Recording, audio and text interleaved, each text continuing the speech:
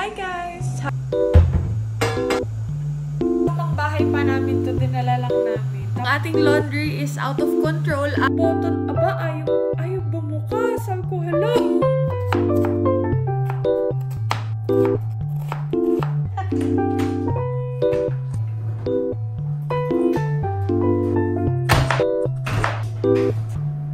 Na natin to. Figure out niya kung paano ba magbayad ng apartment. Hindi po ata masyado mainit. Natin to.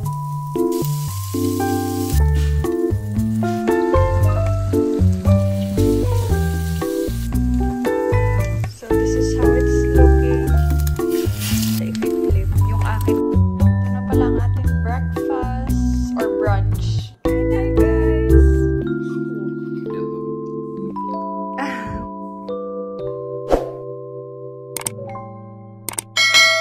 Hi guys! Happy Sunday! Today, wala kami masyadong plano kundi mag-grocery lang. Back muna pala tayo sa pag-eyeglasses dahil feeling ko pagod na yung mata ko sa pagko-contacts. So, ayan. At ano na pala, 10:44. So, hindi pa kami nakakapag-breakfast ni Austin. But, nagsasaing na ako. Ganon talaga kami guys. Hindi kami super agang mag-breakfast. Parang mga 11 or 12 na kami kumakain. Dahil nagko-coffee din siya. Tapos pag nag-coffee siya, ano na din, busog na daw siya. So, ako din, hindi din ako masyado nagkakain ng breakfast. Parang pinagsasabay ko na ang breakfast at lunch. Magluluto pala ako ng Filipino breakfast. So, meron kami ditong corned beef. Ayan, meron tayo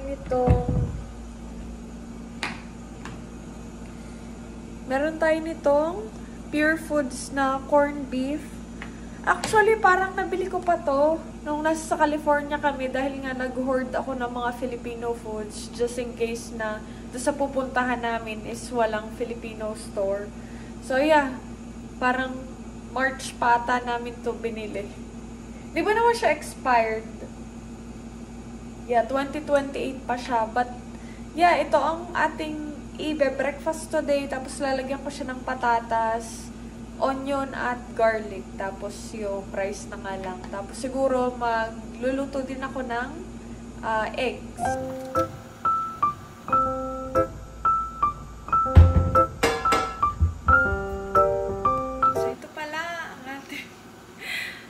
Sa lumang bahay pa namin to, dinala lang namin. Tapos ito, bago ko to binili, dahil yung nabili namin sa Walmart is, parang lasang plastic siya guys. Pag nagluluto ako, parang nalalasa ko yung plastic sa pagkain. So, tinapon na kagad namin yun. So, yan, nagpabila ko ng bago. Ang brand nito is Time and Table. Nabili namin siya sa Walmart. So, super okay nito. Naglo-laundry din pala ako, so siguro maririnig yung medyo maingay. So, pasensya na guys dahil ang ating laundry is out of control at ngayon pala is nagfi-film ako sa iPad dahil wala nang memory yung phone ko. So, pasensya na guys if medyo malabo tayo, but this will work for now. Yes, bawang, and then ito is potato. Yan, isa na lang palang sibuyas natin. Kailangan na uling bumili. Kailangan ko ilista dahil nakakalimutan ko pag nag-grocery kami. Siguro mamaya ang mga grocery store pala dito guys, wala ditong Costco pero meron silang H-E-B at saka Sam's Club. So, pero more on sa Walmart pa din kami namimili. Tapos, dalawa yung Walmart dito sa city na to. At palagi kaming bumibili dun sa isa dahil mas malapit siya ng parang 2 minutes. Tapos, last time, pumunta kami dun sa isang Walmart. Tapos, nakita namin mas maganda pala yung Walmart na yun. Parang mas malinis siya. So, siguro mamaya dun uli kami pupunta. Parang 12 minutes away lang naman siya dito sa amin. Maganda din sana sa H-E-B mamili. Kaso, medyo crowded yung H-E-B dito. Kaya, sa Walmart na lang kami. Wala din dito mga Trader Joe's. Nung last Monday pala, yung nasuot ni Austin na pants is super, super dumi. Dahil sabi ko, bakit yan ang suot mo? Meron ka pa nung isa. Tapos, ayaw pala niyang isuot yung pinakauna niyang biniling pants na FR dahil daw, parang nahuhulog siya, loose siya. Ganun ata sadya pag mga work pants na ganong brand. So, ayaw niyang isuot. So, ang sinuot niya yung madumi. Kaya, from now on, tuwing Saturday or Sunday, maglo-laundry na din ako. Dahil parang 3 lang yung pants niya since may kamahalan nga din. So, ang ginagawa ko, palagi kong nilolondre kagad. Pero, kahapon, nung nagpunta kami sa Boot Barn para bumili pa ng 2 pair ng pants. Para at least meron na siyang 4 pairs. Tapos, yung pang Friday na lang ang problemahin namin. So, kaya ko naman mag-laundry ng ganun. Pero pag every 2 days kasi ang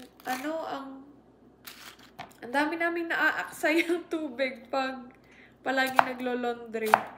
Pero balak pa naming bumili pa ng pants dahil parang ang isang pair ata is parang $120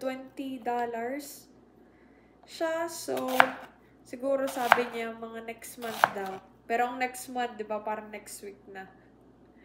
So, yun, bibili pa kami noon. Tapos, bumili din kami ng mga work shirts dahil meron naka-sale na parang from $90, $89, ganun, naging $50 na lang siya. So, parang meron na siyang 6 pairs ngayon, kaya magaling. At dahil naggagayat ako ng sibuyas kay Austin ko, ipapalagay sa dryer yung mga damit niya dahil mag-aamoy sibuyas yung damit pag ako yung humawak.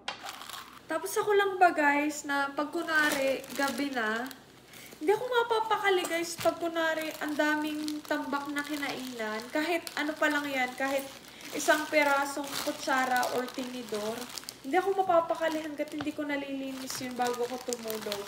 Ganun din ba kayo?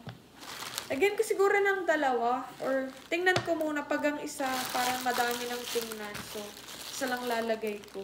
Tapos ang pansin ko din dito sa, ano bang brand nito? Ranch Hand Resets. Parang ang tagal niyang lumambot.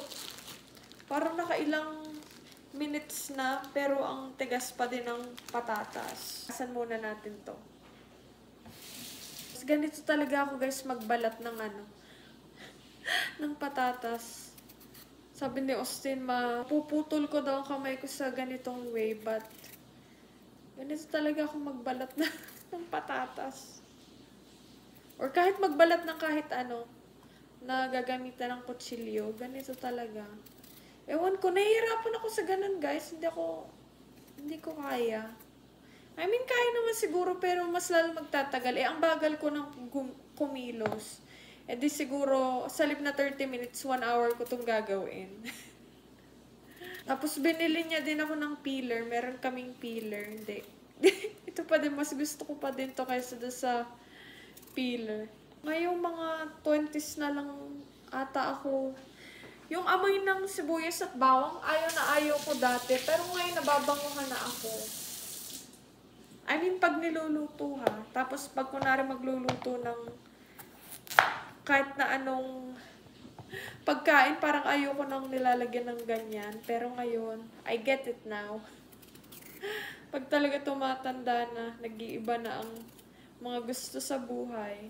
Ayun, mag-set up din pala kami dahil first time naming magbabayad sa apartment. Ang bayad pala namin sa apartment is every parang first week of the month. So, sabi ni Austin, last week daw, before that month, magbabayad na kami para just in case, mas okay na ang advance. So, i-figure out pa namin paano ba mag-set up ng ganun. Dahil parang meron silang mga portal na kailangan naming i-download. So, tapos pala guys, kailan ba? Parang last Friday ata, meron si Austin in order na parang equipment sa trabaho. Ngayon, dineliver na dito sa apartment. First time namin makareceive ng malaking parcel. So, hindi namin alam kung saan kukunin. Sabi ni Austin, dahil nasa trabaho pa nga siya, sabi niya, itanong ko daw dun sa front office kung saan. So, pumunta ako dun sa front office. Ang nandoon lang, parang yung assistant manager ata. Hindi yung babaeng lagi naming nakakausap. So, sabi nung assistant manager, kailangan daw merong ibigay sa aming PIN. Sabi ko, anong PIN? Wala kaming PIN na ganon. So, sabi niya, hindi, dapat meron. Tapos, sinabi ko, galing sa nagpadala or something. Tapos, hindi din niya masagot. Siguro dahil hindi din niya alam. So, tinawagan ko si Austin. Sabi ko kay Austin, huy, kailangan daw ng PIN. Binigyan ka ba ng PIN ng FedEx dahil galing FedEx? Sabi niya, wala namang binibigay na PIN. So, hindi namin alam. So, sabi ni Austin, kukontakin daw niya yung FedEx. Ang ginawa naman, so dahil nga nandoon pa ako sa office, nakita ko nung babaeng nag-a-assist sa amin palagi, which is, ang pangalan niya si Gabi. So, sabi niya, ano daw kailangan ko? Sinabi ko na, meron kaming meron kaming i-receive na package, nandito na daw siya. Tapos pinakita ko sa kanya yung proof ng FedEx na na-deliver na siya. So sabi ko, hindi ako makapasok doon sa loob ng ano man tawag doon, package room dahil wala akong PIN. Tapos sabi niya,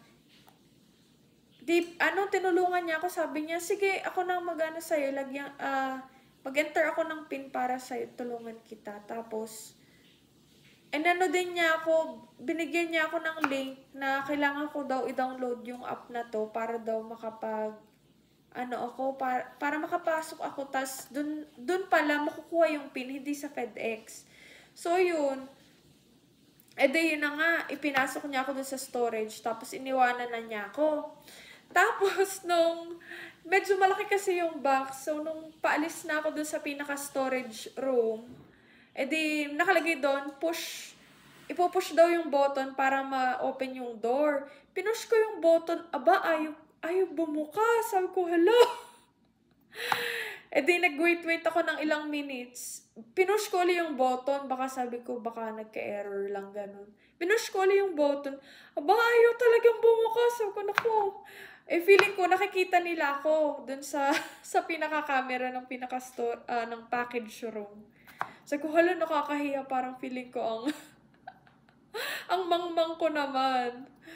So, ang ginawa ko, dahil nga binigyan niya ako ng link, chinek ko yung binigay niyang link. Sabi ko, baka nandito kung paano ba buksan. So, ang ginawa ko, dinownload ko yung app, buti na lang, merong service doon nakaka-data ako doon sa loob ng storage room dahil kung hindi, siguro stuck na ako doon. So, ayun, nag-download ako ng pinaka-app na kailangan na para nga meron ng PIN para makapasok. Tapos after nakita ko merong button na kailangan ko i-click bago ko ma-open. So, nung kinlik ko yun, ayun, nabuksan ko na. Sabi ko, buti na lang. After nun, naglakad na uli ako pabalik sa aming apartment. Tapos, medyo mabigat siya, kaya struggle ang lola niyo.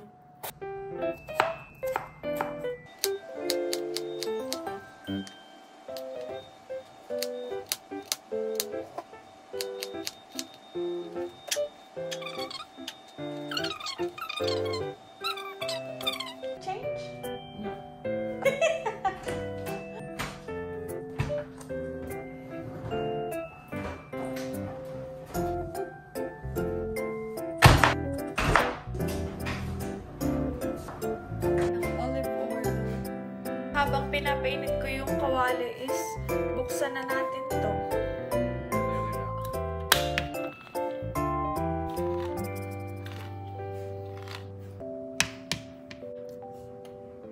So, yan na siya.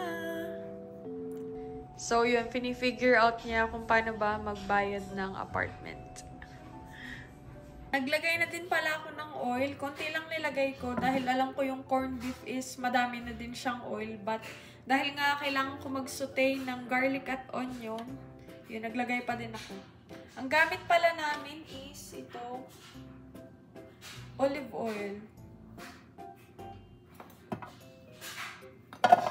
Hindi pa ata masyado mainit.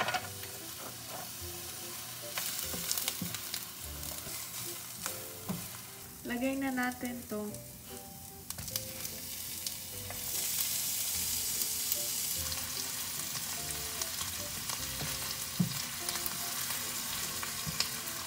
Ito na pala siya, guys. Guys, nakalimutan ko. Lalagyan ko nga pala siya ng patatas.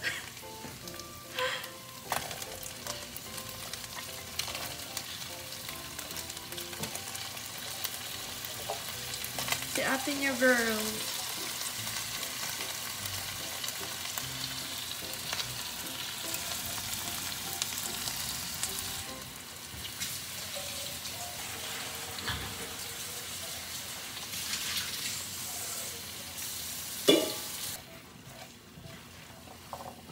So, mukha na siyang patatas na nilagyan ng corned beef sa halip na corned beef na nilagyan ng patatas dahil ang dami nating patatas. But that's okay.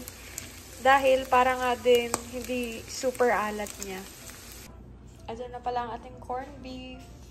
Luto naman tayo ng egg. Black pepper. Palang ating egg, yung isa nasira na. Ito na pala ang ating breakfast or brunch. Dahil mag-aalas 12 na. So, ayan. Corned beef, rice, at saka eggs.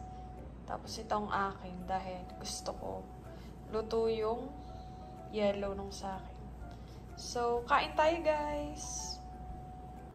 Kain tayo, guys!